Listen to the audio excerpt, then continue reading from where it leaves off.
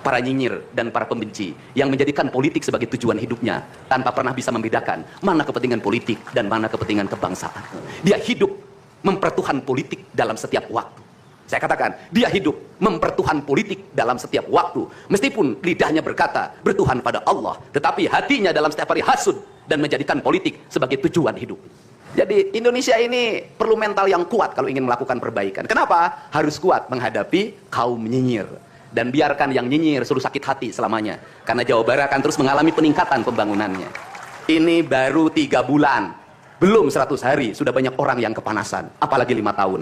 Selalu ditanya, Pak Deddy duitnya dari mana ngonten? Habis itu dimasalahin lagi, gubernur konten. Lebih baik dari jadi gubernur konten, punya duit diberikan pada rakyat daripada gubernur molor. Bener nggak? Ya kan, daripada gubernur tidur, gubernur protokoler, gubernur ingin dihargai, gubernur menghabiskan anggaran jalan-jalan ke luar negeri. Hayang. Ketika anak-anak kita berteriak di jalanan, mengusung sangkur, membawa celurit, saling berkejaran, darah menetes di setiap sudut kota, motor-motor dibakar, orang menjerit penuh rasa ketakutan, kita hanya bisa diam.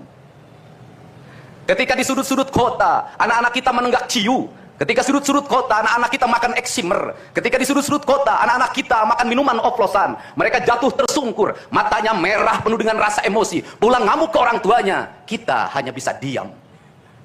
Ketika anak-anak kita menghabiskan waktu main game online sampai jam 4 pagi, tidak masuk sekolah, di rumah ngamuk, mengancam orang tuanya dengan pisau, menusuk kakeknya dengan sangkur, kita hanya bisa diam. Proses kita hanya 2, pidana dan penjarakan dalam penjara anak.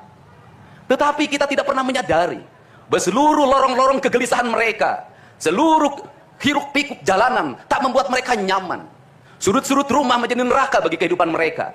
Lapang-lapang bola tergusur menjadi industri perumahan pemukiman dan pertokoan. Mereka kehilangan tempat bermain. Mereka kehilangan air yang jernih di sungai sehingga bisa mereka berenang. Mereka kehilangan gunung-gunung yang indah tempat mereka bercengkrama dengan alam. Mereka kehilangan sawah yang terhampar. Yang mereka lihat adalah kebisingan dan kebisingan. Bising di jalanan karena knalpotnya brong. Bising di rumah karena orang tuanya bertengkar. Maka mereka lari dalam lorong-lorong gelap. Digenggamnya handphone, diambilnya obat-obat terlarang, ditengahnya minuman dalam sebuah kelompok yang sama. Kita orang-orang yang terpinggirkan di rumah. Kita orang-orang yang terpinggirkan di sekolah, guru-guru telunjuknya menunjuk pada wajahnya, tapi tak bisa memberikan solusi kegelisahan jiwanya. Semua orang hanya memberikan pengamatan, analisis, kajian. Itulah metodologi yang dikembangkan bangsa ini. Tetapi tidak ada yang berani mengambil solusi, mengangkat mereka di sudut jalanan, dimasukkan ke barak, dididik secara militer, diarahkan menjadi anak-anak yang berguna. Kedisiplinan militer adalah harga mati bagi kemajuan bangsa, bukan musuh. Pandangan-pandangan buruk terhadap militer adalah pandangan-pandangan orang yang takut anak-anak Indonesia bangkit, yang takut anak-anak Indonesia mencapai kemajuan. Mereka takut bangsa ini menjadi bangsa kokoh dan tegap. Mereka ingin bangsa Indonesia menjadi bangsa pemabuk yang setiap hari mabuk akan ilmu pengetahuan, yang setiap hari bertengkar di TV, yang setiap hari bertengkar di medsos, sementara hamparan kekayaan alam diambil sama mereka. Janganlah kita menjadi antek dari bangsa lain, memporak-porandakan diri sendiri dan bangsanya dengan alasan pengetahuan, dengan alasan hak asasi manusia. Anak membawa motor di bawah umur adalah pelanggaran hak anak. Kapan kita bertindak? Dan selama ini kita membiarkan anak-anak nonton film tanpa didampingi oleh orang tua. Itu adalah pelanggaran anak. Dan kita tidak pernah bertindak. Anak-anak bawah umur merokok, minum minuman keras, itu adalah pelanggaran hak anak. Semuanya kita berdiam. Anak-anak main game online, nonton tayangan-tayangan dewasa lewat media sosial, kita berdiam. Negeri ini akan hancur manakala semua orang berdiam. Maka orang yang memegang kekuasaan harus menggunakan tangannya untuk merubah seluruh kemunkaran ini menjadi sebuah kebajikan. Kalau kita berkomitmen pada bangsa ini, problem anak-anak kita adalah mengkonsumsi tayangan yang bukan haknya di media sosial. Maka saya meminta peraturan pemerintah yang mengatur tentang itu segera dilaksanakan. Anak-anak di bawah umur tidak boleh mengakses media sosial yang bukan haknya. Seberapa besar pun gagasan yang saya gagas, seberapa kuat pun kekuatan yang saya bangun, saya tidak akan bisa melawan jutaan akun yang merasuki otak kiri dan otak kanan anak-anak kita. Untuk itu, pada saat ini sudah saatnya kita tidak saling menyalahkan. Untuk itu saat ini tidak ada salahnya kita mengambil tindakan berdasarkan perilaku kita masing-masing. Perilaku ekonomi menyebabkan anak-anak kita kehilangan ibunya karena pergi ke luar negeri. Perilaku ekonomi mengakibatkan anak-anak kita tidak pernah bertemu dengan ibu dan bapaknya karena mereka mencari rezeki. Mereka ada di pojok-pojok rumah bersama kakeknya. Kakeknya melarangnya dia main game online, melarangnya pakai motor jam 11 siang. Maka pisau dapur terhunus dan ditusuk seseorang kakek oleh cucu yang disayanginya. Kerangka pijak seperti ini harus dibangkitkan oleh kita. semangat militer, bukan militerisasi. Kalau anak-anak dibangunkan jam 4 subuh, di mana letak salahnya dan di mana letak pelanggarannya? Kalau anak-anak dibangunkan, kemudian disuruh membereskan tempat tidur, apa salahnya dan apa pelanggaran hak anaknya?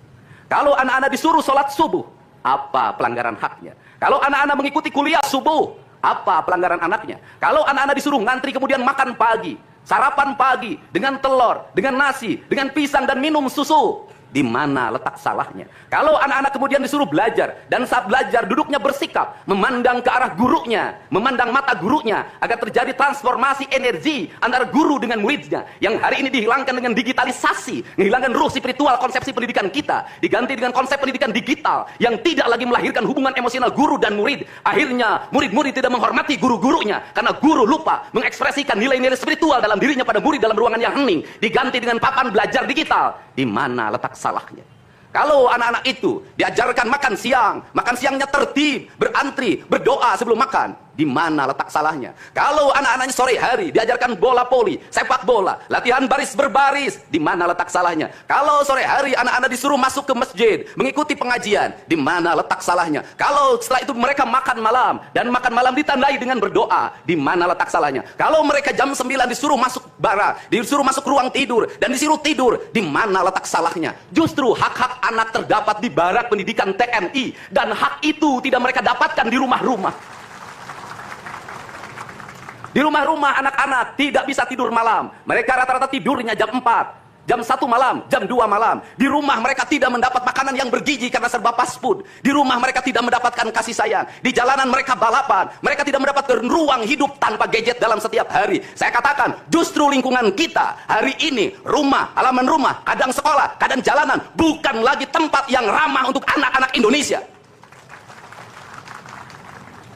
Untuk itu apa kebijakan yang harus kita lakukan? Kebijakan yang harus kita lakukan adalah mindset pembangunan dirubah. Ekonomi bukan segalanya. Itu penting. Tetapi ekonomi tidak boleh membunuh ruang-ruang publik di mana orang mendapat ruang bercengkrama. Desain rumah harus dikembalikan pada desain yang membuat jendela, membuat ruang untuk ibu dan bapaknya berkumpul. Halaman rumah harus tersedia di setiap kampung, jangan dihabiskan untuk bangunan.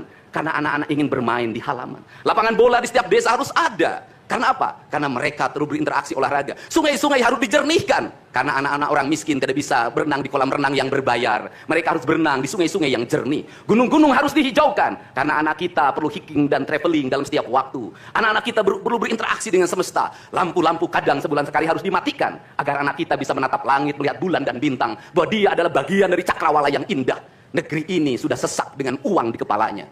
Yang akhirnya apa? Pendidikan hanya menjadi ucapan dan tingkatan S1, S2, dan S3. Tapi pendidikan lupa ada nilai esensial yang harus dihidupkan dalam relung hati manusia. Pendidikan Indonesia adalah mewujudkan manusia Indonesia seutuhnya. Mewujudkan manusia Indonesia seutuhnya dalam falsafah dari disebutnya Pancawaluya. Cager, bager, bener, pinter, singer. Itulah falsafah pendidikan asasi. Maka falsafah pendidikan asasi dalam kaidah Sunda disebutnya kalimatnya begini. Kawung mabur sarulukna sama kelengiten pandana. Ciamis tinggal paitna, Ciherang tinggal kiruhna. Resi lengiten ajina pandita ilang komara. Kaduruku hawa nafsuna. Bangkong di kongkorong kujang. Kacai mawacameti. Saya hanya falsafah ini. Apa itu bangkong di congkorong kujang? Kujang adalah senjata. Bagi orang Sunda adalah sebuah kehormatan diri. Kujang. Tetapi kujang tidak bisa dikongkorongkan pada bangkong. Kalau bangkong dikongkorongkan oleh kujang, bangkong itu anak-anak di bawah umur. Kalau dia dikongkorongkan oleh kujang, kujang itu tak bermakna, dan bangkong itu mati, tak mampu membawa kujang.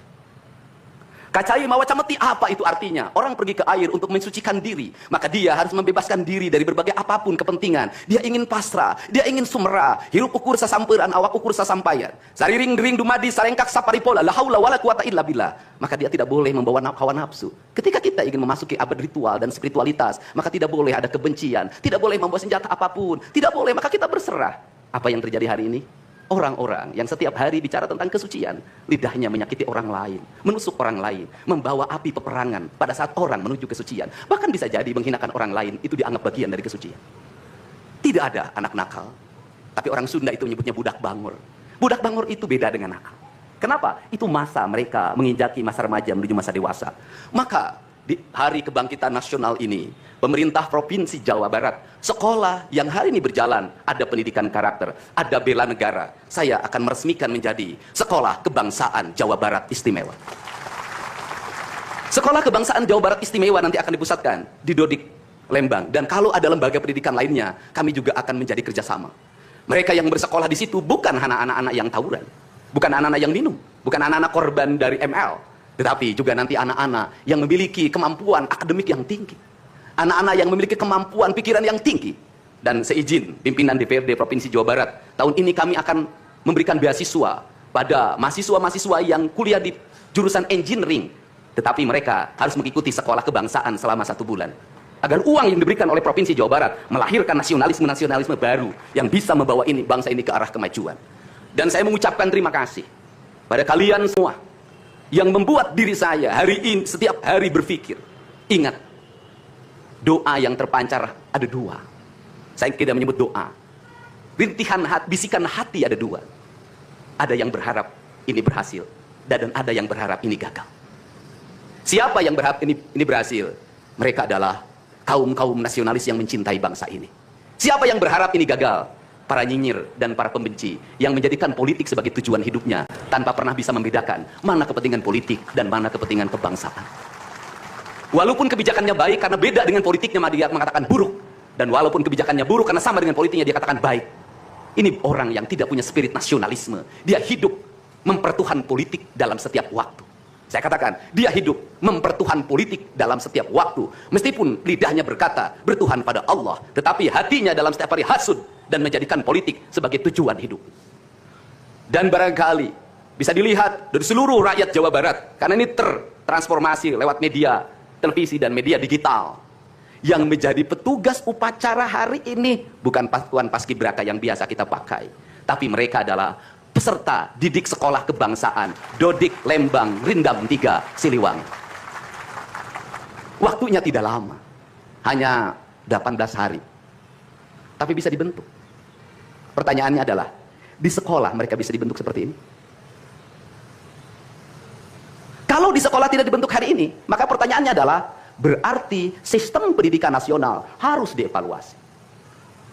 Dan kalau misalnya yang di Jakarta mau menyalahkan, kan disahkannya di Jakarta.